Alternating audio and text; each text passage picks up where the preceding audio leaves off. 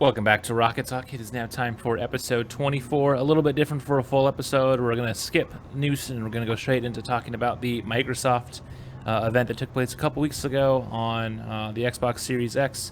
So, honestly, let's just dive into it. Let's go over some of the things we liked before we go on some disliked and just kind of talk about the Series X and the PS5 as a whole. So, Connor, why don't you start us off? Halo was the first thing that they showed off, and why don't you talk about a little bit about it? I know all of us haven't really played much Halo, so honestly, any of us could kick it off. But why don't you start, Connor? Well, true, yeah. I haven't played a lot of Halo, but we were granted probably 20 to 20 minutes. No, not 20 minutes. However long the It was like gameplay about was. 10. 10. Yeah, it was. That sounds right. We got 10 minutes of Halo Infinite, and it looked fun. It looked like a lot of fun. What I did want to kind of talk about was it didn't look like it was on a next gen console.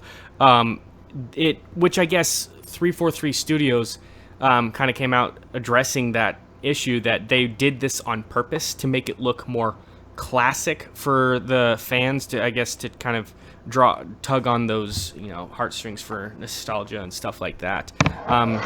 But for overall, for the gameplay, I thought it looked like a blast. What did you guys think?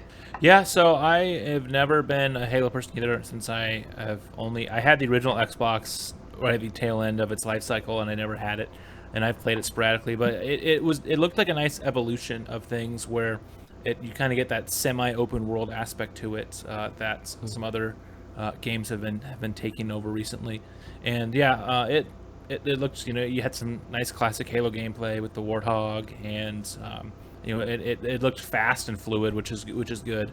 That's one that Halo has really done over the last few games after Call of Duty really kind of took a lot of its thunder for a console shooter, is the fast and fluidity of Call of Duty, and it has that. It's an early build, so that could also be a reason why it looks bad. But yeah, like there are screenshots they were showing of like Halo 3 on like an early Xbox 360 game, and it looked better than the Halo Infinite. And yeah, this is a fairly early build of the game, but if the game's coming out in 3 months, like that's not very good. The clock is ticking. Yeah. So what I hope for 343 is that it was a early build from February or something like that, something where or just something that it's earlier when they're just starting to get some of the textures down and all that, and then once it comes out, it'll really be able to show the next gen power. Because the only thing we know about true next gen power is it's going to be able to run at 120 frames per second, where a lot of games run at 60.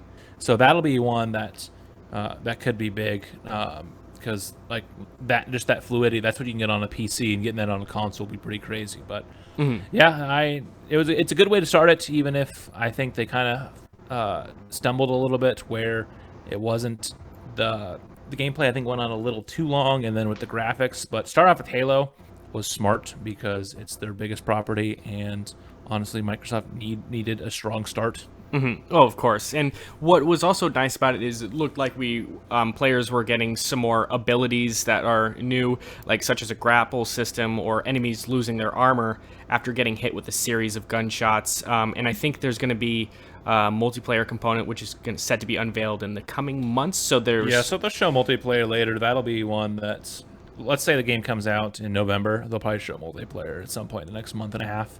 Just because, yeah, that's going to be the big selling point for Halo, is how is the online, and if the online, and if the story mode's okay but the online's good, then fans will still be happy, and vice versa.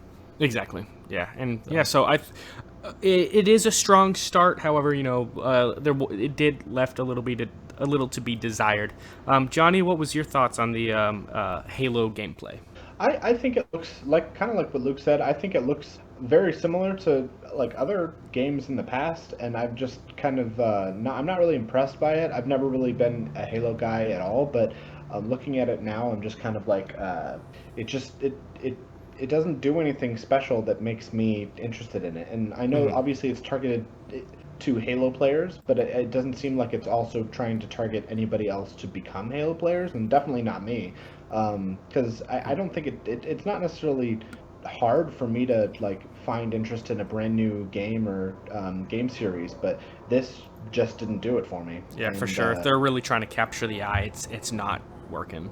yeah, But I mean, I don't know how much they, I guess, have to. Like, I get that they want to get more people to play it, but yeah, no, they Halo's- absolutely they don't have to at all. Yeah. I know that they're not going to. Yeah, So their bigger issue is they just need to get the old fans back. Because I have a lot of friends that love the series that have not really liked it since 343 took over. Because Bungie, who now makes Destiny, they were the original developers, and then they left and they stopped working with Microsoft exclusively in around 2012, 2013, somewhere around there, and they split off and they signed that deal with Activision and made Destiny, which turned out to be a little bit of a letdown, but it's all good. But yeah, it's one of those when 343 took over, fans haven't been as happy with what they've done with the series. Like, I have a buddy that he said, "Now I know how Sonic fans feel," and I'm just like, "Hey, now." Yeah. Well, I mean, they're lucky that they've got the title Halo to put on that game case, because the name Halo is still gonna sell, even if it's a let down game. It's like I think I mentioned this on one of the last episodes too. It's having Halo on the as a day one launch title for the Series X, which is still the plan, is going to sell a lot more Xboxes than originally planned, because that is the series. It's just like how a new Nintendo console is going to sell well, but it's going to sell even better when it launches with a new Zelda or Mario game, as we saw with the Switch with Breath of the Wild. And then if the game turns out to be a phenomenal game like Breath of the Wild, then it's going to like continue to sell. But there's going to be a bunch of sales in the first couple months of the Series X just because of Halo, and people are going to be buying Halo just so they can get the new Xbox. And so, yeah, strong-ish start, but you know, I guess I'd say it's a stronger start than PlayStation starting with GTA 5 coming to PS5. But oh well. But yeah, I think that was a good one. I know that State of Decay was another one that was right after that. And I think the cinematic trailer was pretty. Although that's another series I've never played. I know, Johnny, you played some games on the 360. Did you ever play the original State of Decay? Yeah, I played the first one, but I didn't even know there was a second one. And yeah, I played the first one back when it came out. Oh God, however many years ago that was. Like 10 years ago, I want to say. Yeah, something like that. Feels like it. And it was good. But this one looks a lot more involved than the first one was. The first one was all about going out and saving people and surviving, and I really like the idea that if your character dies, then you play a new character, and your character is now a zombie in the world. And I always really liked that about the first one. I don't know if that continued on with the second one, but the third one looks a lot more cinematic than like, it looks more like video than game. And I'm okay with that, because I like to see a series evolve and try new things. So I'm excited to see what this one's going to be like. But it's exclusive, isn't it? Just to Xbox.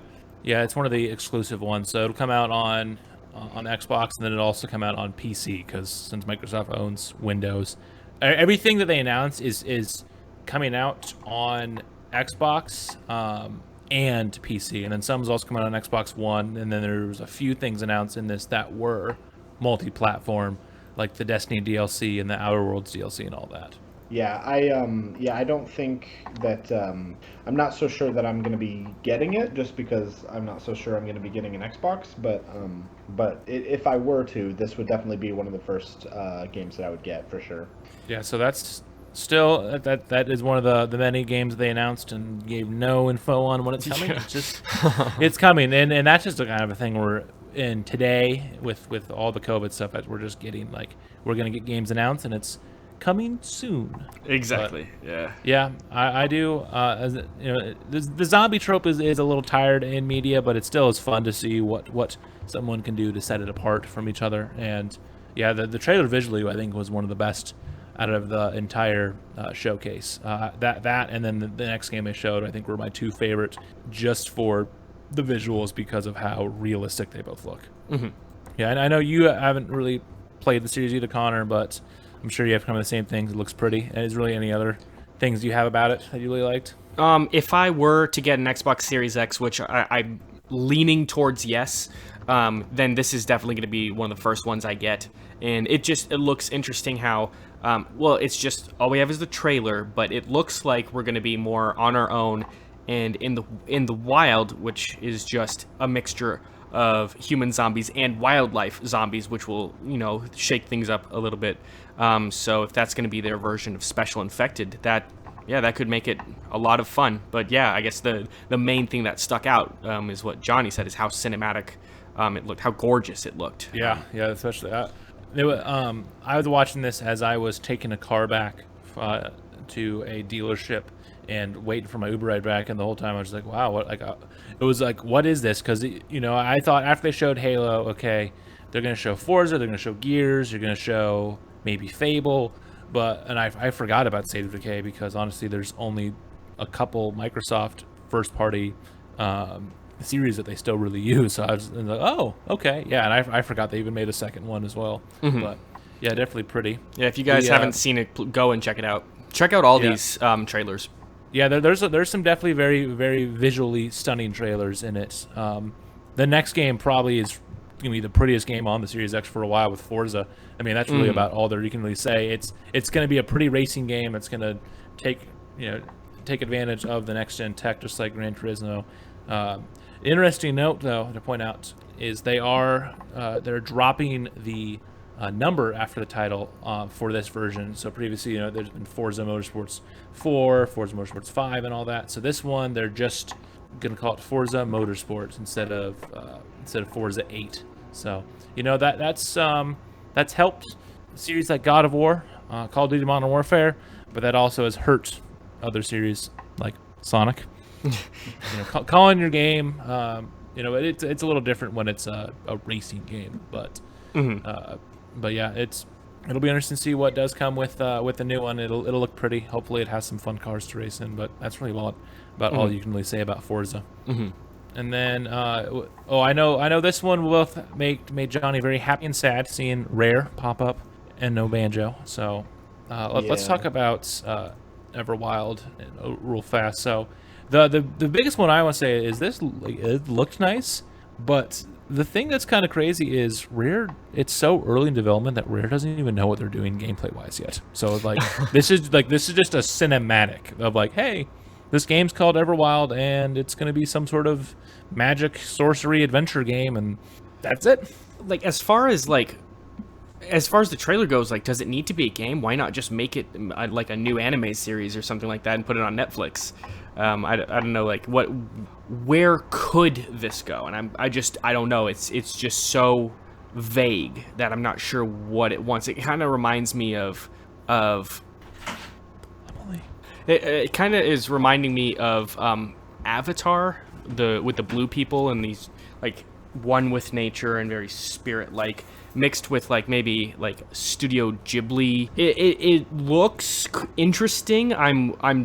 I want to know more about it, but if they don't have any sort of plan for gameplay, why release this at all so early, especially in the July event when the console's coming out in just a couple of months? I think the bigger one was just because the issue we've had with Xbox for the last, really, this entire console generation is it's been kind of slim pickings with everything, and they want to say, hey, we have things coming, even if that things are coming 3 years from now, or 2 years from now, like it's, and that's one, and like they bought Rare, and it's been not the best, with everything with what's gone on with all the Rare games that have come out really post Microsoft buying them outside of Rare Replay, because I'm outside of Rare Replay and Sea of Thieves, it's been a lot of party games like Viva Pinata and Connect Sports and all that. So it's like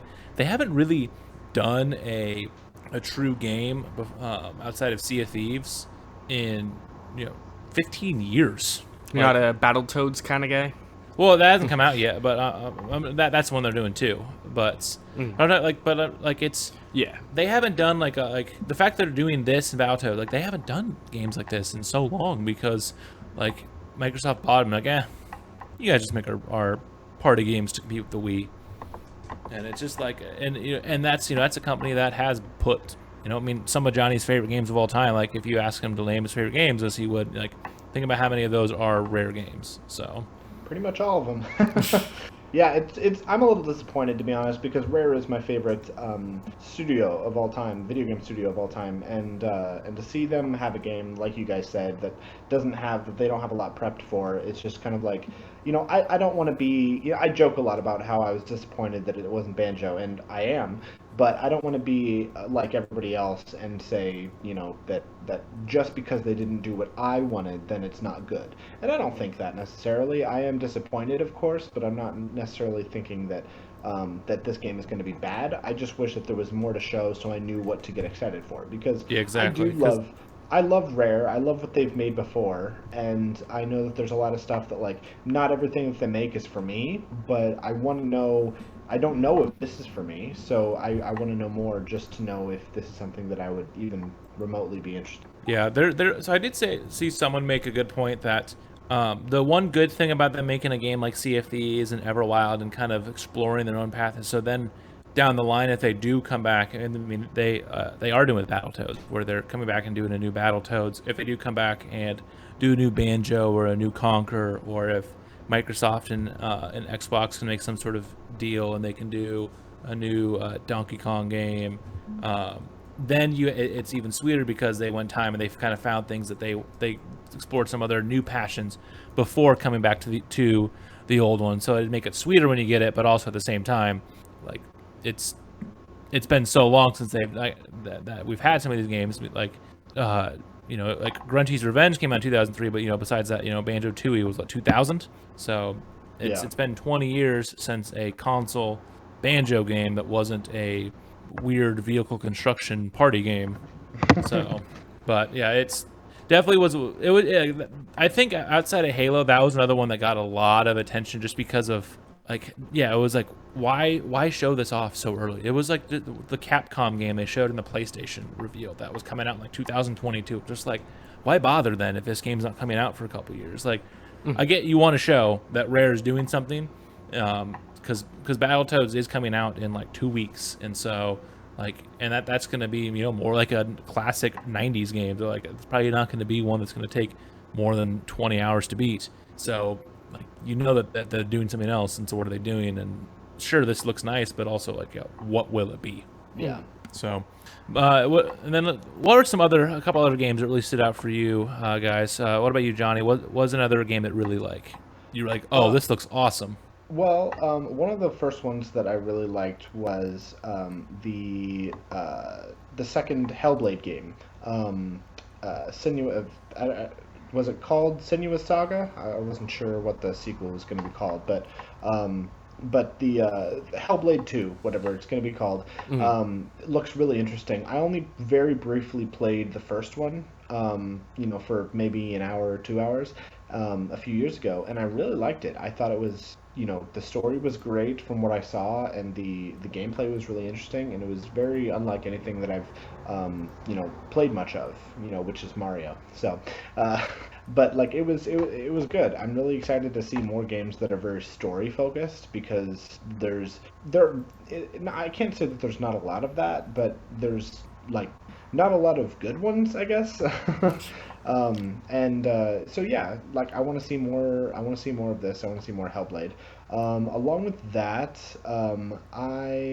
there wasn't too much else that really got me excited. I am kind of I'm not a big Fable fan, but I have played the Fable 3, I believe it was. And I am excited for there to be a new Fable game, but again, it's going to be kind of hard to say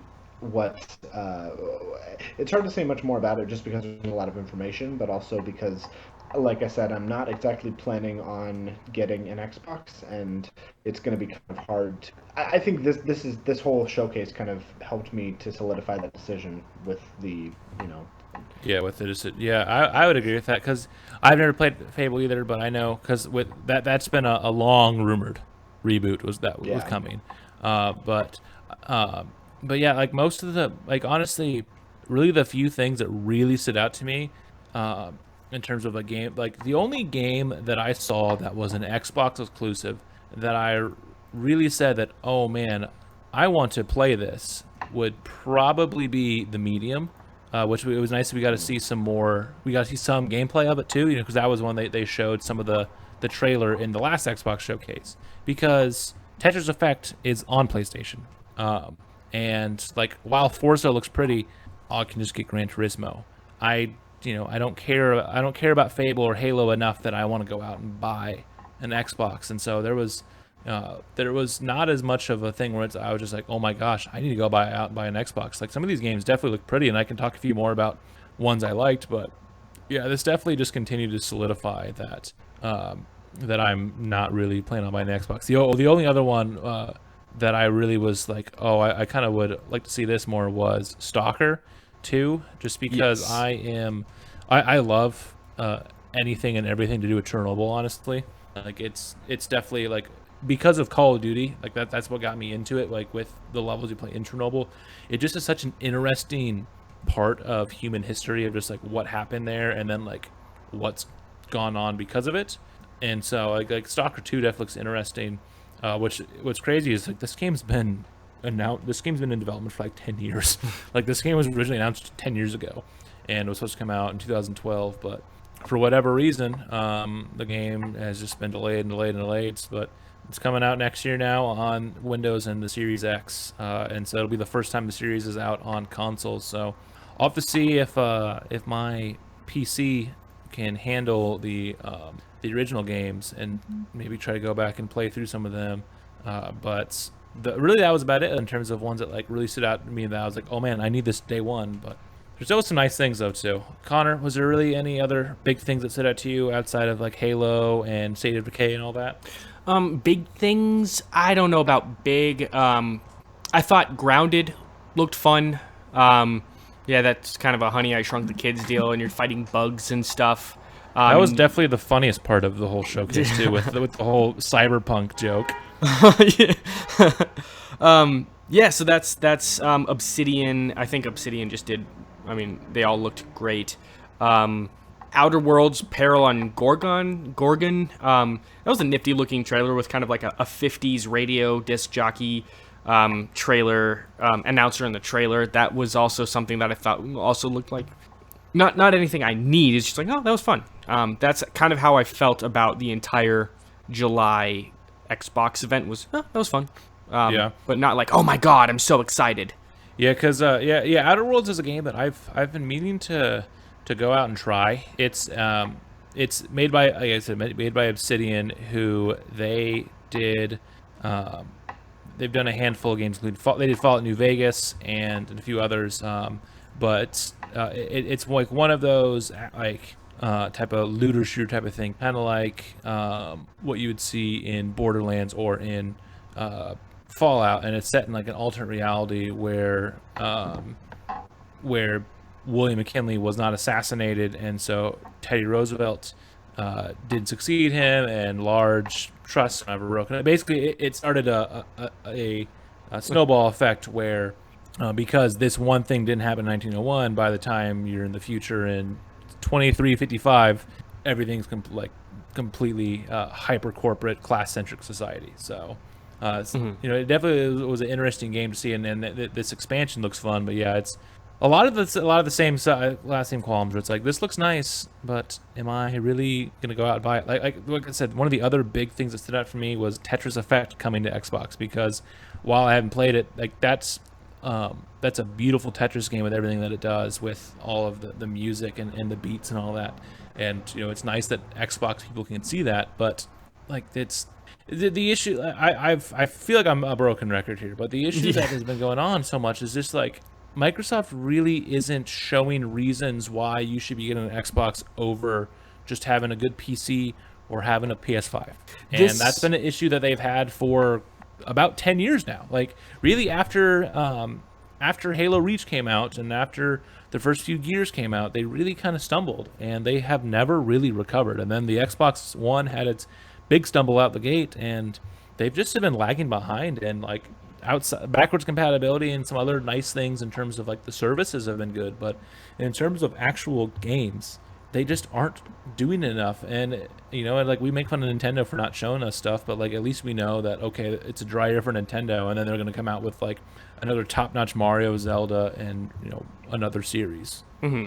Yeah, like it's one thing to not know what you're gonna what's gonna come out, but it's another one for Xbox to say, look at all the really cool #1 games we're excited about, and then you're like, this is what you're pumped about? Because like, I kind of would have rather you stay quiet, like, it's like, if this is what the best you've got, then that's kind of disappointing. And I didn't go. Connor, were you gonna say something? Well, I was going to say, I understand that there is going to be more to be announced later, because we heard from 9 of the 15 studios. But like, kind of what you guys were already getting at is, this is nice for people who own Xboxes, but this is not going to create new Xbox fans. People are not going to go out and purchase an Xbox for any of these announcements. Well, and then the other one too is, so Microsoft, they've been like, on one hand, yeah, like they've been dropping the ball so much with this, but then on the other hand, with what they've been doing with their game studios now, with allowing their games to go to other systems, because like, they finally are playing nice with everyone, and they updated it so all the other systems that have Minecraft have the newest versions of it, because the PS4 version was like completely limited compared to what you'd have on PC and Xbox One. And they bought Obsidian, but the Outer Worlds still came out on the PS4, and it just came out on the Switch. They're still putting stuff out there, but at the same time too, yeah, like, they're just not really giving you a reason why you should be buying it. And then the other one is, every game that comes out on the Series X is coming out day one on PC. So like, and I get that like PC, the PC market and the console market are like different at times too, but like, the fact is that you'd spend more money, but you can go out and buy a custom PC, buy a Xbox controller, and play the same games, and sometimes even better. And it's just interesting to see how they've been doing this for this whole entire time. And I just don't fully get it. But there's no incentive right now to buy a Series X, because you can play a lot of these games on your Xbox One X, your Xbox One S, and like you said, the PC. So what is the long-term game for them? So the big thing that they do have that really, I think, is the big thing that they need to be applauded for, though, is Game Pass. So Game Pass is $10 a month or $15 a month to pair it with Xbox Live. And so with Game Pass, it's kind of like how EA Access works, where you have the subscription, and while you have the subscription, you have access to tons of games. And what they're doing now is, every Microsoft Game Studio game, Halo, Forza, even like stuff like the Outer Worlds and Cuphead, they come to Game Pass day one. So you can pay $15 a month and have Game Pass and have Xbox Live, and the same day that someone goes out and spends $60 on the new Halo, you can, with your subscription, you can play Halo as well. And so that's a huge thing to have there, because as long as you pay for that subscription service, you have a near limitless supply of games. And like, that's great. But at the same time, there's not a whole lot of games on there that it's like, oh, I need to go out and buy it, in terms of first party ones. But they're even allowing, there's even Namco and 2K and Bethesda games you can play on that as well. So like, there's a lot of good with Game Pass. It's just another one of those, just like, I just don't get why they're not what they're doing with their own games. Like, it's Microsoft just has confused me for a while. Yeah. Exactly. I, So you because know, of this, is it because of Game Pass they're going to be discontinuing Xbox Live Gold? Most likely, yeah, yeah. With those are coming out, so that's probably what's going to happen. But what are you gonna say, Johnny? just that, coming from somebody that's not a big fan of either of the new consoles that are coming out. I kind of came in with a completely blank slate when it came to, Xbox showed their first showcase a few months ago, and then PlayStation, and now Xbox doing another one. And I went into it kind of like with, completely blind, and I was just saying, that if whatever is shown, whatever they decide to show, is going to be all the information that I really have. And so anything that comes out after, like from that, is going to be what makes my decision of whether I'm going to get an Xbox or a PlayStation. And the Xbox did nothing to make me want to get. So to see that from the, like, then the Xbox did nothing, and then PlayStation came out with their video, and everything that they showed, nearly everything was impressive, and I was really on board. And then I heard that there was going to be another Xbox games, this showcase, and I was like, okay, well, give them another chance. And then they did that, and it was just a complete letdown. Like, it was upsetting. Just nothing was. It just very much a letdown. If we're going to have another event before Christmas time with the other studios that we haven't heard from, I think there's 6, if I'm doing math correctly. I don't math. Then they're gonna have to come out swinging, and they're really, really gonna have to be, swinging for the fences on this one, because. Well, let me. I put this in to talk about, just to kind of give some context about this. There was a poll in the UK that shows well over half of gamers plan to buy a new generation console within 3 months of launch.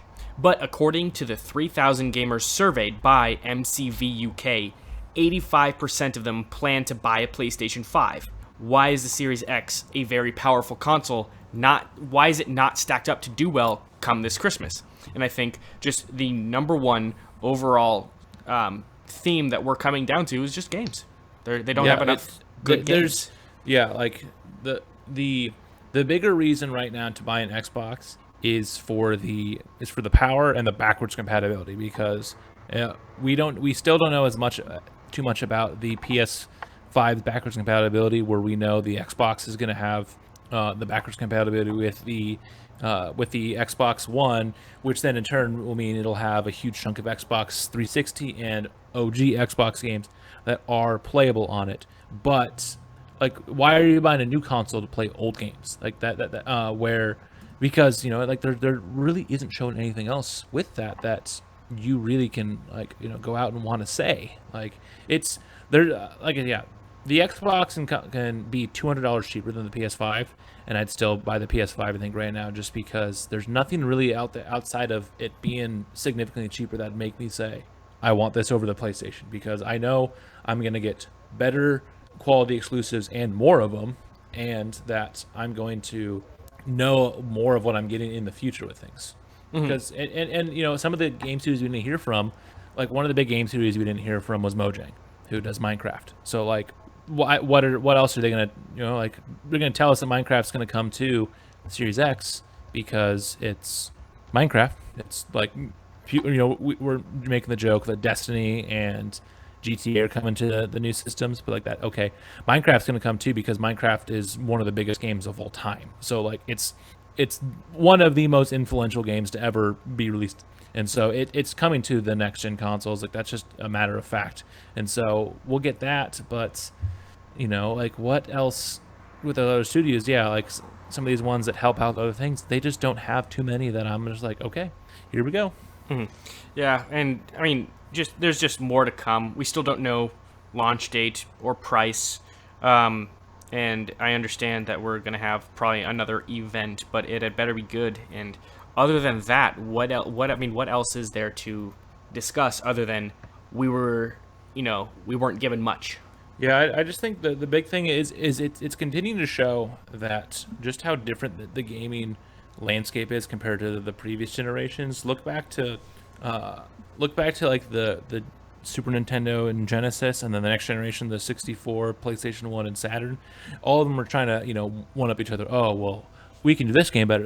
And it still kind of continued for a couple generations, but now really, once Nintendo kind of really started it with the Wii, but really now it's all of them are like they're going different ways. Where Microsoft is just like, hey, we're gonna make a powerful console you can play our games, but hey, we're gonna let you play them on anything really, you know. And if you want to buy your games on the Xbox One, and then we'll upres it for the Series X, cool. Hey, if you want to go out and play this game under PC instead, awesome. Oh, hey, we'll even throw a few on PS4 and Switch for you every once in a while. Nintendo's like, hey, we're gonna make really good, high quality games of our own, and we'll get some nice games here and there, but we're gonna focus on ourselves and making the Switch as good as we can be. And then PlayStation's just like, let's just have a nice hardcore gaming console. And it's like they're all going in different directions, and so it's really interesting to see what that means for this upcoming generation, because they've continued to split off more and more and more. And so like, what's going to happen in this generation with all of them branching off in different paths? Do you think this very consumer friendly what's the word motto, I guess, for lack of a better phrase, is a good long-term game plan for Microsoft? I mean, they can do it because they print money. Microsoft's lost money on the Xbox and their games department pretty much since the beginning. So like, they can afford it, but I don't know. I guess it is just like, if they do market that can be one where that it can be one that people buy in early. And so okay, it's easy to buy into the Xbox with like a cheaper model, because there's just so much on there, and they do so many things to let you do it whatever you want. Basically, if you want to play it on there, if you want to play, you can play so many games with backwards compatibility. You can do this and that. So it could, but it's not helping in the sales department, because so they have not released their sales, but they've lagged behind the PlayStation for the entire time. They haven't published sales figures since November 2014. So like, we don't know. Turtle Beach during their quarter 3 earnings call last year estimated the sales were about 50 million. And it's like, so like I said, we don't know for sure, but the fact is like, the PlayStation has more than doubled its sales, and the Switch, I'm pretty sure, has passed it as well. And the Switch That's at about 56 3.5 year head start for the Xbox. Disappointing, Mm-hmm. to say the least. Like, I mean, yeah, we're kind of just talking in circles now about how much of a bummer this is, but it's just a big bummer, you know. Like, but if anything else, it's kind of opened our eyes to what is, what it is, and if it's not good, then we don't have to spend our money on it. And yeah, so I think what you said it best, is that it really solidified that I think at least you and I are both leaning towards a PS5, and I feel bad for Microsoft, because for the last 2 generations, I've really tried to give them the benefit of the doubt, and I said, okay, I'm going to go in as open as possible, and if the Xbox One, and then in this case with the Series X, really show enough that make me want to get it more, I will consider it, and I may even pull the trigger and do that instead. But they both didn't, and it is too bad, because I really like what Phil Spencer has done with the Xbox. He really has come in and kind of fix a lot of the issues that they had with the unveiling with Don Matrick, and just all the issues that went on with the always on, and the lack of trade-ins, and like they really shot themselves in the foot. And he has had a whole bunch of of fires to put out, and I think he's done a good enough job that he can, but there's just so much more that they can do. But it is what it is. So I'm excited for the PS5 in our Microsoft episode. But yeah, this video about the Xbox showcase really got me excited about the PlayStation. I said it before you jumped on, Johnny. I think it started off pretty strong, though. As much as I didn't care for Halo, I think really from Halo to about Avowed, the other Obsidian game they showed, I think that was the strongest points, because you had Halo, and you had Forza, and Tell Me Why, Ori, Outer Worlds DLC. So you had a bunch of stuff that looked nice, and then but like, after that, it was just a lot of things falling flat, or games we've known about for years, or games on other consoles. And while if I was a bigger Fable fan, ending with Fable would have been like, oh my gosh, but like it's still so early in development with the reboot that we just don't know what's going to come. So I don't know. I might say the other one was better. The one where we got all trailers of third-party games might have been a better trailer than this one that had the first-party ones. And that's saying something, because that was not that good of a conference either. No, it wasn't. Yeah. Oh, well, Xbox has, I guess, one more. I don't know if they haven't said one more, but I'm guessing it's just they're going to put the rest in one more big event before the actual console release. And so we'll have more to talk about then. But, hopefully they'll come out with a couple of, really good selling points on the Xbox. Otherwise, they're gonna just fail miserably. Do we want to move on to recommendations? Yeah, we can do that. So it was my turn last time for a couple weeks ago, and I recommended you guys McMillions on HBO Max, the documentary on the McDonald's monopoly fraud. I had you guys watch episode 1. I know Connor watched another one as well, but what were you guys' thoughts then on McMillions? I had no idea that, I mean, seriously, I thought it was going to be comical because it's like, oh, who cares? But I had no idea that it was as big of a deal as it was. They were comparing him to Al Capone, but because Al Capone did, liquor, but he was the Al Capone for McMillions. And I thought the whole series was really, or the first couple of episodes, I'm gonna watch the whole series. I thought it was really captivating.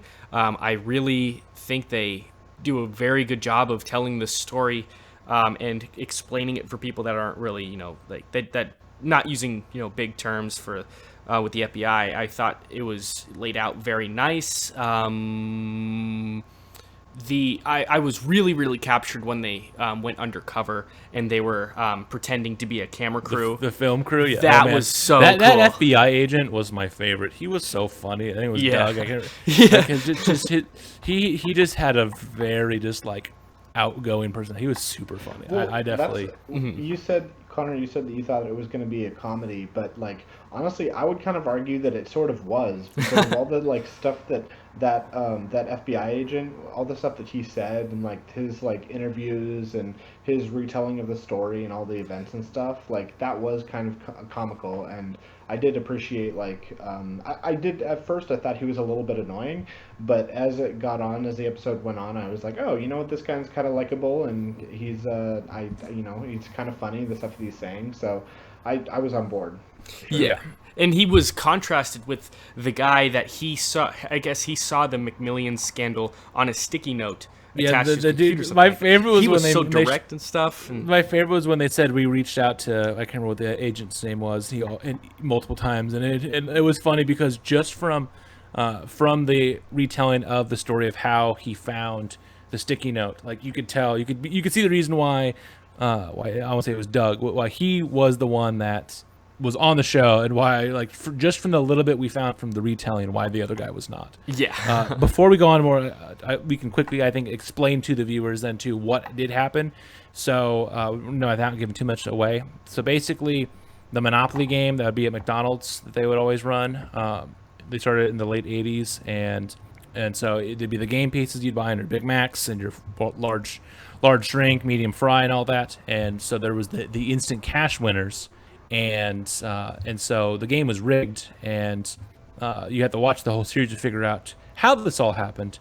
But basically, there was a way that all the winners somehow were connected to one person, and so basically there was no legitimate $1 million winner for the first 15 years almost of the entire event. And so it's a very crazy documentary series with all the 6 episodes. Yeah, it was great. You guys should absolutely check it out if you have an HBO Max subscription. It's totally worth it. Yeah. So I guess for this rating, I would give this a solid 9 out of 10 ruthless scoundrels. I would give it 8 out of 10 oversized checks. Oh, I want an oversized check, man. That'll be awesome. even though it costs way too much money. Yeah, you guys will have to watch them in the later episodes. There's one character that you see in one of the later episodes that he won the money, and Abby and I made the joke that the actual guy who was behind all of the scams wasn't the actual villain of the show. It was this other guy because he was super annoying. But yeah, what's funny too, is this whole thing kind of got overshadowed because this all happened right before 9/11, and so then when all this stuff was going on, it just. But good to hear. Good you guys liked it. So Yeah, that would good mean- recommendation, man. That was great. That means is it Connor's turn then? Yes, it is. All right, Connor. I have got more music for you guys. And don't worry, Johnny, this is not Bob Dylan, so you'll actually be able to probably get through this without your ears bleeding. Maybe. Well, Sonic R soundtrack? unfortunately not. Sad. Although I was thinking about it. I wasn't, though. So this is going to be Billy Joel's 5th studio album from 1977 titled The Stranger, released by Columbia Records.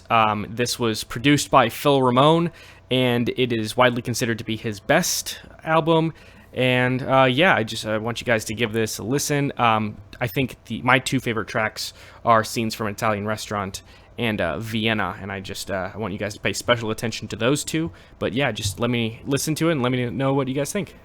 When you said I think it's his best work, I thought of American Psycho and the Huey Lewis in the News and 4. But all right, so we can listen to another album from 20 years before Connor was born. My bad, 18, but still. It's I I don't know any music from this century with the exception of Cage the Elephant. That's my recommendation, and I think that will do it for this week's podcast. Perfect. So hopefully we get more better stuff with gaming soon so we can have more fun things to talk about. Exactly. At Nintendo. Yeah, so subscribe, comment down below what you guys think of the Xbox July event. If you guys have an HBO Max subscription and have seen McMillions, what did you guys think of that, and what else are you watching on there? Please give this podcast a listen to, and share it with your friends, and that'll do it.